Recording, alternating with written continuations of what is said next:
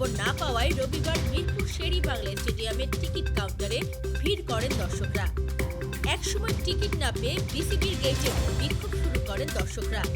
ভুয়া ভুয়া বলে স্লোগান দেন তারা। এখনো স্কোয়াডের সঙ্গে যোগ দেননি সিলেট স্ট্রাইকার্সের সাবেক অধিনায়ক মাশরাফি বিন মুর্তজা। তাকে ছাড়াই প্রস্তুতি নিচ্ছে সিলেট।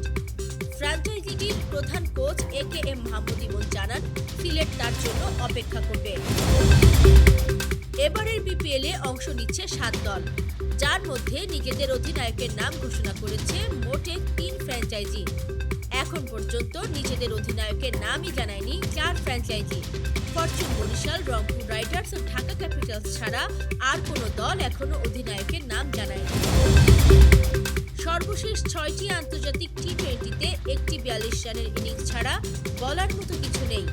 আন্তর্জাতিক ক্রিকেটে সাম্প্রতিক সময়টা যেমনই যাক, বিপিএলে লিটনই হতে পারেন ঢাকা ক্যাপিটালসের মূল অস্ত্র। অন্তত ঢাকা শ্রীলঙ্কার অধিনায়ক থিসারা পেরেরা লিটনের ওপর সেই ভরসা রাখছেন। তামিম ইকবাল বলেছেন, বিপিএলে এখনো পর্যন্ত কনসার্ট ছাড়া চোখে পড়ার মতো কিছু দেখেননি তিনি।